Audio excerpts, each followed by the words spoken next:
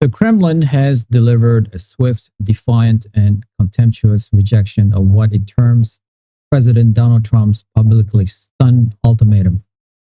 In a coordinated and multi-pronged response, Moscow not only dismissed the American plan to seize its sovereign assets, but also escalate its rhetoric and military posture, signaling a new and more confrontational phase in its standoff with the West. The Russian government's reply was a mix of legal threats, economic retaliation, and a pointed personal insult aimed directly at the US president, making it unequivocally clear that the American financial gambit had failed to intimidate and had instead provoked a hardened resolve. The official response came from the Russian Foreign Ministry in a statement dripping with scorn. It characterized the move by Attorney General Pam Bondi as outright state-sponsored banditry and a flagrant violation of all norms of international law. The ministry declared that any attempt to confiscate Russian sovereign property would be considered a casus belli, a formal act of war in the economic sphere. The statement promised that retaliation would be asymmetrical, swift, and excruciatingly painful for American and Western interests.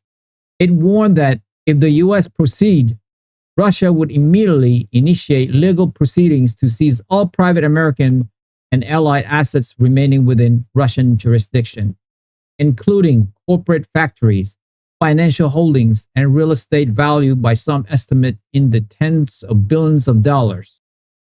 Dmitry Medvedev, the deputy chairman of Russia's Security Council and a figure known for his incendiary rhetoric, issued a more visceral and personal denunciation.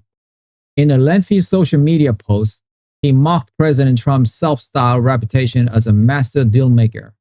The retired businessman turned politician accustomed to corporate raiding thinks he can bully a nuclear power with cheap threats.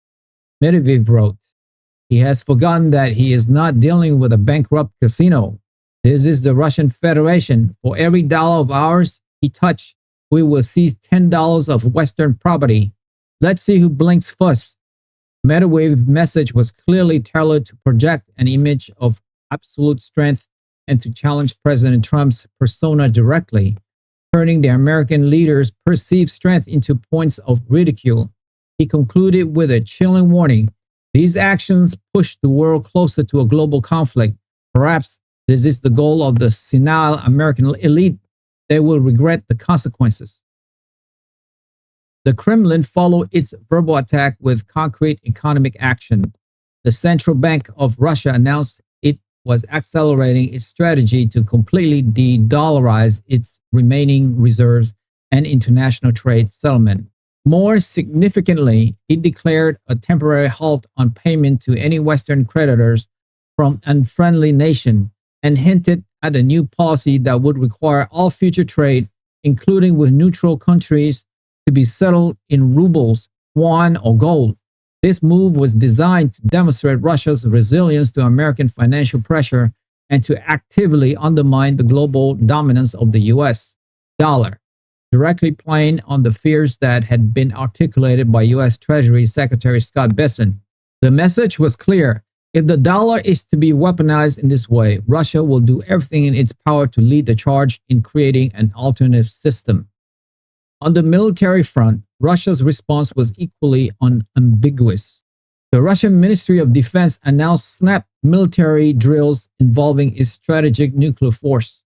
While such exercises are not uncommon, the timing was an unmistakable act of nuclear saber rattling, intended to remind Washington of the ultimate stakes of the confrontation. The ministry statement declared that the drills were designed to test the readiness of its force to deliver a decisive retaliatory strike in response to aggression against the Russian Federation and its assets.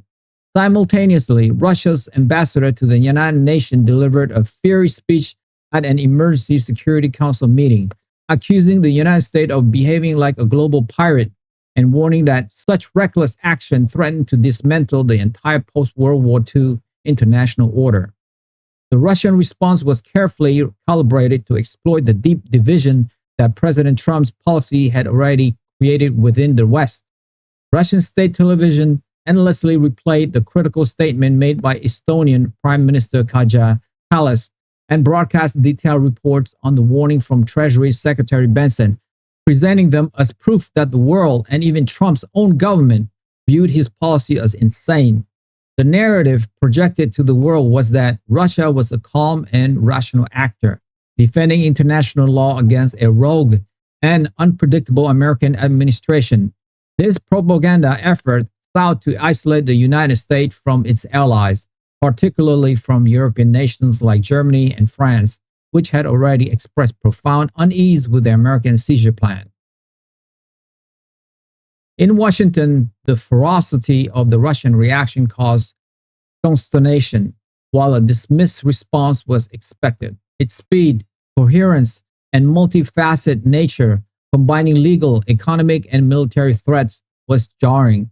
The Russian strategy to personally target President Trump's image as a strong leader and to weaponize the internal division within his own cabinet was particularly effective.